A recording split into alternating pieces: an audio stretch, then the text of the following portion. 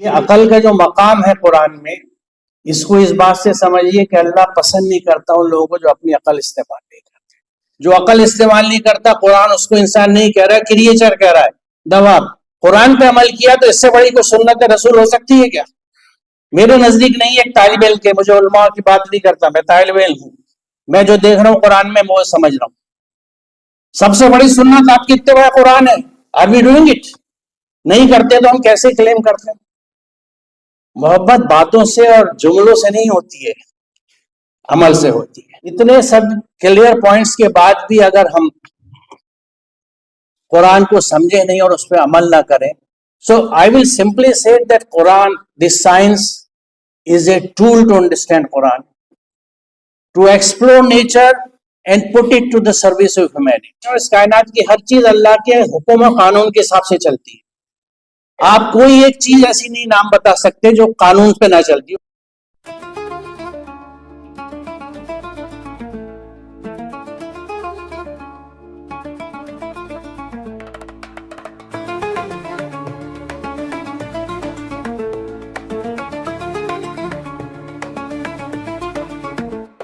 دوستو، اس وقت میں موجود ہوں جامعہ ملیہ اسلامیہ میں۔ کل ہم نے آپ کو ایک خبر دکھائی تھی کہ جامعہ میں 3 روزہ ایک قرآن اور سائنس کانفرنس ہونے جا رہا ہے۔ آج اس کی شروعات یہیں سے ہو گئی ہے۔ جامعہ ملیہ اسلامیہ کا دیکھنے آپ یہ انصاری آڈیٹوریم ہے، یہیں پہ آج اس کا انوگرل سیشن تھا۔ اس کانفرنس میں دنیا بھر کے اسکالر آئے ہوئے ہیں۔ جی ہاں، صرف ہندوستان کے ہی نہیں بلکہ پوری دنیا سے ایسے اسکالر آئے ہوئے ہیں جو قرآن اور سائنس کے تعلق سے اپنی باتیں یا تو رکھ رہے ہیں یا اگلے 3 دن تک رکھیں گے۔ اس میں جو سب سے خاص بات ایک اور ہے، وہ ہے ابراہیم رئیسی صاحب، جو ایران کے صدر تھے، جن کا ایک حادثے میں انتقال ہو گیا تھا۔ ان کی وائف اور ان کی بیٹی بھی اس کانفرنس میں آئی ہوئی ہیں۔ بہت سارے لوگ جتنے بھی یہاں اس کانفرنس میں آئے ہوئے ہیں وہ اپنے اپنے فیلڈ کے ماہر لوگ ہیں، اور سب یہ بتانے کی کوشش کر رہے ہیں کہ ہم لوگ جو ایک غلطی کرتے ہیں قرآن شریف کے بارے میں، ہم جو یہ کہتے ہیں کہ صرف اور صرف دینی کتاب ہے، مذہبی کتاب ہے، تو ہماری یہ سوچ بالکل غلط ہے۔ اس کانفرنس کا تھیم بھی یہی ہے کہ قرآن کا تعلق سائنس سے بھی ہے، قرآن کا تعلق انجینئرنگ سے بھی ہے، قرآن کا تعلق ہیومینٹیز سے بھی ہے، قرآن کا تعلق کیمسٹری سے، فزکس سے اور دوسرے سارے علوم جو دنیا میں ہیں سب سے ہے۔ اگر کوئی یہ کہتا ہے کہ قرآن شریف صرف اور صرف مذہبی کتاب ہے، اسے ہمیں عزت کی نظر سے دیکھنا چاہیے، اسے وجدان میں لپیٹ کے ریک پہ رکھ دینا چاہیے، تو یہ بالکل غلط بات ہے۔ قرآن شریف کو پڑھیے، ریگولر پڑھیے، اور ایک کوشش ضرور کیجیے قرآن شریف کو سمجھ کر پڑھیے۔ جتنے بھی یہاں پہ اسپیکر آئے ہوئے ہیں، اسکالر آئے ہوئے ہیں، سب یہی کہہ رہے ہیں کہ قرآن شریف کو اگر ہم یہ سمجھ رہے ہیں کہ صرف اور صرف یہ مذہبی کتاب ہے تو ہماری یہ سوچ بالکل غلط ہے۔ قرآن شریف نے ہمیں ہزاروں سال پہلے وہ ساری بات بتا دی ہے جو آج سائنس ہمیں بتا رہا ہے۔ سائنس سے ایسی بہت ساری چیزیں ثابت ہو چکی ہیں جو پہلے قرآن شریف میں آلریڈی بتایا گیا ہے۔ قرآن اور سائنس پہ ہندوستان میں ایک بہت ہی مشہور نام ہے ڈاکٹر اسلم پرویز صاحب کا۔ ان کا یہاں پہ کی نوٹ ایڈریس تھا، انہوں نے کیا کچھ کہا وہ میں یہاں پہ ڈال رہا ہوں، دیکھ لیجئے۔ انہوں نے 2 باتیں بہت ہی خاص کہی ہیں۔ ایک تو انہوں نے کہا کہ قرآن اس شخص کو انسان ہی نہیں سمجھتا جو اپنی عقل کا استعمال نہیں کرتا۔ یہ اگر آپ انسان ہیں تو آپ کو اپنی عقل کا استعمال کرنا ہے ہر کام میں جو کچھ آپ کر رہے ہیں۔ دوسری انہوں نے خاص بات یہ کہی کہ پچھلے دنوں انہوں نے ذکر کیا، پچھلے دنوں کا جب ہر طرف چل رہا تھا آئی لو محمد، آئی لو محمد، انہوں نے کہا کہ بہت سارے لوگ پوسٹر لگا رہے تھے، اپنے گھروں پہ بینر لگا رہے تھے، اپنے ڈی پی میں یہ لگا رہے تھے، لیکن ایمانداری کی بات یہ ہے کہ کیا یہ لوگ واقعی میں حضور سے محبت کرتے ہیں؟ جو لوگ بھی حضور سے محبت کا دعویٰ کرتے ہیں ان کے لیے ضروری ہے کہ وہ قرآن شریف کو سمجھ کر پڑھیں۔ اگر آپ قرآن شریف کو سمجھ کر پڑھتے ہیں تو اس کا مطلب ہے کہ واقعی میں آپ حضور سے محبت کرتے ہیں۔ اگر آپ قرآن شریف کو سمجھ کر نہیں پڑھتے ہیں، اس میں کئی کئی باتوں پہ عمل نہیں کرتے ہیں، تو اس کا مطلب یہ ہے، اسلم پرویز صاحب نے بھی یہی بات کہی، اس کا مطلب یہ ہے کہ آپ صرف کہہ رہے ہیں، ایکچول میں کردار سے آپ کو یہ ثابت نہیں ہو رہا ہے کہ آپ حضور سے محبت کرتے ہیں۔ عقل کی اہمیت قرآن جو بتاتا ہے سورہ انفال کے آیت نمبر 22 سے ہی کہ اللہ کے نزدیک سب سے بدترین وہ بوڑھے بہرے لوگ ہیں جو اپنی عقل استعمال نہیں کرتے۔ اور یہاں بڑا اہم نقطہ یہ ہے جو صاحب علم یہاں تشریف رکھتے ہیں کہ یہاں لوگوں کے لیے ناس کا لفظ استعمال نہیں ہوا بلکہ دواب کا استعمال ہوا ہے۔ Words uses the word dawab instead of nas for addressing people because even the Quran does not recognize and does not call those people who do not use their intellect as human beings. They are called creatures by the Quran. Dawab, not the nas, because nas, a human being, is one who uses his intellect. جو عقل استعمال نہیں کرتا قرآن اس کو انسان نہیں کہہ رہا ہے, کریچر کہہ رہا ہے, دواب. اور اس کو کہہ رہا ہے سب سے بدترین ہیں وہ لوگ گونگے بہرے, یعنی نہ سنتے ہیں نہ دیکھتے ہیں نہ بولتے ہیں, سینسز کا استعمال نہیں کرتے. اللہ تعالیٰ کو بالکل پسند نہیں ہے. یہ عقل کا جو مقام ہے قرآن میں, اس کو اس بات سے سمجھیے کہ اللہ پسند نہیں کرتا ان لوگوں کو جو اپنی عقل استعمال نہیں کرتے. اور جو عقل استعمال کرتے ہیں ان کو کیا حکم دیا جاتا ہے, کیا بتایا جاتا ہے کہ most surely in the creations of the skies, that is heavenly bodies, and the earth and the alternation of the night and day, there are ayat for people who understand.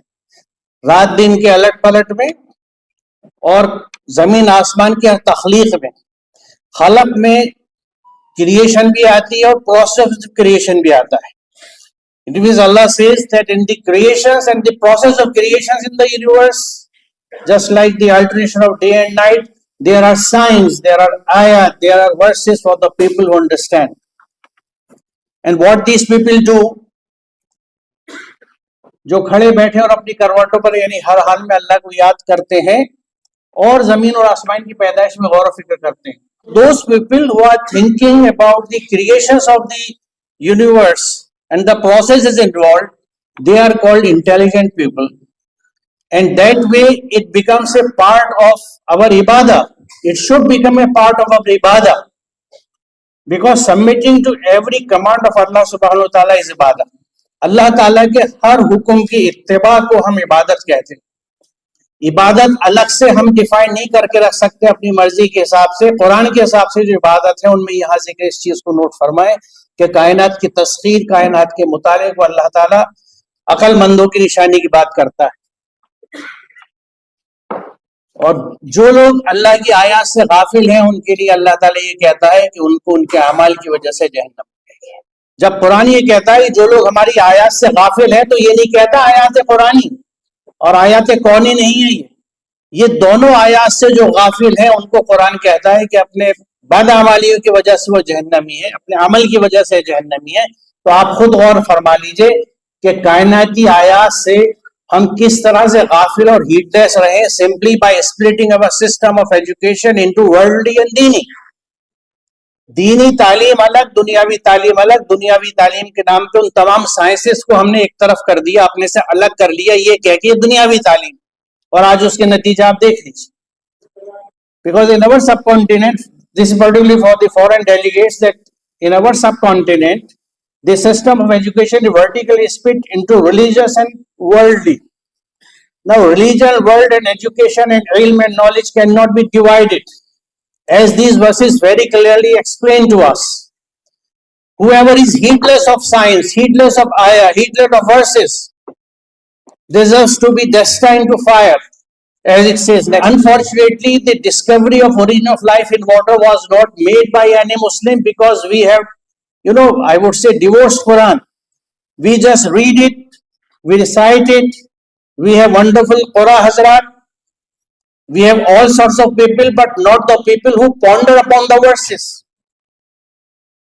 Whereas what we find that this is an order from Allah subhanahu wa ta'ala, that we must ponder upon. The Quran is full of taqalun, tafakkarun, tadabbarun, reinforces it. Qad fassalna al-ayati liqawmin ya'lamun. We have detailed our science for the people of knowledge. ہم نے علم رکھنے والوں کے لیے آیات کو کھول دیا ہے. اب آج کے افتتاح کے بعد جو سیشنز ہوں گے, جیسا میں نے پڑھا بریف سے, اے آئی پہ بھی ہوں گے. We will have sessions on A I, on computers, on life science and all the technological innovations. How these innovations came into being and to whom. یہ آیتیں اللہ کی کن لوگوں پہ کھلی جو علم رکھتے تھے. This is point to be noted. کیا آپ بھی اصلی چمڑوں کے جوتے, چپل اور بوٹس پہننے کے شوقین ہیں تو ابوالفضل انکلیو رمضانی مسجد کے پاس کی اس دکان میں آئیے اور بہت کم قیمت پر لیدر کے شاندار جوتے اور چپل خریدیے. آج آیتیں کن قوموں پہ کھل رہی ہیں جو علم رکھتے ہیں. Those people, those nations who have knowledge, they are bringing out new innovations, new technologies, new breakthroughs, and hence getting all the rewards and recognitions, as well as creating and making life easy for common man. عام انسان کی زندگی کو جو سہولیات ہیں، آسانی ہیں، وہ انہی آیات کو سمجھنے کے لیے آئی ہے جس کو اللہ تعالیٰ بار بار ہم سے جب سے قرآن ایڈریس کر کے کہہ رہا ہے کہ دیکھو تم انہیں دیکھتے کیوں نہیں، تم ان کو سمجھتے کیوں نہیں. اور اس میں ایک دوسرا اینگل بھی ہے، اس پہ میں چلیے آگے آتا ہوں. then we'll come to it. ان سے کہو زمین اور آسمان میں جو کچھ ہے اسے دیکھو. behold all that is in the heavens and the earth, but neither science, that is ayah, nor wonders benefit those who do not believe. جو ایمان لانے والے لوگ نہیں ہیں، who do not believe in the divine systems, they will not accept it despite all the science which I show them in the universe and all the warnings which we often send at individual, social and larger level. یہ قرآن میں نہیں سمجھتا اس سے زیادہ کھل کے کوئی چیز ہوتی ہے کہ ان سے کہو آسمان اور زمین میں جو کچھ ہے اسے دیکھو. Do we do that? کیا ہم دیکھتے ہیں؟ Do we watch what is there in the nature and how it is happening and try to explore it? If not, then we are not submitting entirely to the Quran. اللہ تعالیٰ کہتا ہے تم دیکھو زمین آسمان میں کہیں تمہیں میری کسی آیت میں خرابی نظر آئے گی، تم دوبارہ دیکھو تمہاری نظر تھک کے لوٹ آئے گی. We created the 7 heavens. Now the word 7 in Arabic is used for several also. It is not exactly the 7, several. ہم نے 7 یعنی متعدد آسمان بنائے. We created the several heavens, one after the other in full harmony. You see no fault in the creation of the most creations. آپ تھک کے لوٹ آئے گی آپ کی نظر، آپ اس کائنات میں اس کی تخلیقات میں کوئی کمی یا خرابی نہیں پائیں. That is the system and that are the laws of Allah سبحانہ وتعالی کہ اس نے اپنے قوانین سے جو پوری کائنات چلائی ہے، چل رہی ہے، وہ قانون اتنے مکمل ہیں، اس کی تخلیقات اتنی مکمل ہے. اب یہاں ایک سوال یہ اٹھتا ہے کہ جس رب کے قوانین پوری کائنات کو چلا رہے ہیں اور اس کائنات کی ہر چیز اللہ کے حکم و قانون کے حساب سے چلتی ہے، آپ کوئی ایک چیز ایسی نہیں نام بتا سکتے جو قانون پہ نہ چلتی ہو. ہر چیز everything has its laws, right from an electron to the planets in the universe. They are governed by laws, physical laws or biological laws. ہمارے لیے سوچنے کا مقام یہ ہے کہ اس رب کی قانون سے پوری کائنات ٹھیک چل رہی ہے، تو جو قانون اس نے مجھے دیے ہیں میں اس سے اپنے آپ کو کیوں نہیں چلاتا؟ اسی کا ہے وہ سب کچھ جو آسمان اور زمین میں، اور اسی کا دین چل رہا ہے. پھر کیا تم اللہ کو چھوڑ کر کسی اور سے تقویٰ؟ آپ دیکھیے کائنات میں کہیں کوئی خرابی اگر نہیں ہے تو پھر وہ پوچھتا ہے کہ پھر کیا تم کسی اور سے تقویٰ کرو گے؟ پوری کائنات میں اللہ کا قانون چل رہا ہے. جو لفظ دین ہے اس کے معنی میں قانون بھی ہے، اطاعت بھی ہے، دونوں چیزیں ہیں. The word then in Arabic means the law as well as submission. زمین اور آسمان میں جس قدر مخلوقات ہیں اور ملائکہ سب اللہ کے لیے سجدہ ریز ہیں، وہ کبھی تکبر نہیں کرتے، اپنے رب سے جن کے اوپر ڈرتے، اور جو کچھ حکم دیا جاتا ہے اسی کے مطابق کام کرتے ہیں. Other than human beings, other than genuines, Allah has not given power to make decisions. So that way human beings are greatly empowered by Allah subhanahu wa ta'ala. ایک بہت بڑی اعزاز اور عزت اور طاقت اللہ نے دی ہے انسان کو کہ اس کو یہ قوت دی ہے، طاقت دی ہے. You are free to do whatever you like.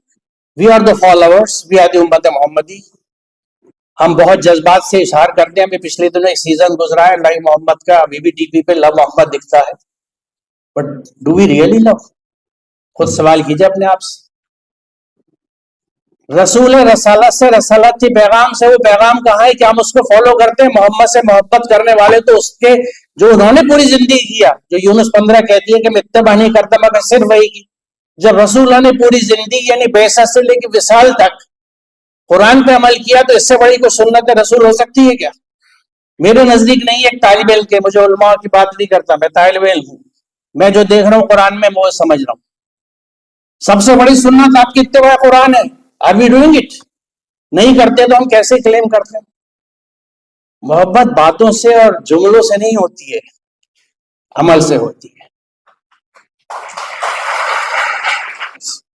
آیات کو کھولنے کا سلسلہ قیامت تک چلتا رہے گا تاکہ لوگ ایمان لائیں اور سمجھے کہ یہ حق ہے. This Quran is the truth, this is the reality. This is a model to be followed. This is, I will put it up in a summary, that the day of judgment, Allah Ta'ala would gather all those people who are rejecting the science, तकजीब करी जिन्होंने आयात की, और जब सब इकट्ठे हो जाएंगे तो अल्लाह उनसे पूछेगा कि you rejected my science without comprehending them with your knowledge, what was it you did? अफकज़्ज़बतुम बिआयाती वलम तुहीतु बिइल्मिन अम्माज़ा कुंतुम तामलून, तुमने मेरी आयतों को झुठला दिया, बिना उनका इल्म इहाता किए, तुम ये नहीं कर रहे थे तो क्या कर रहे थे? अब मैं नहीं समझता कि इतने सब क्लियर पॉइंट्स के बाद भी अगर हम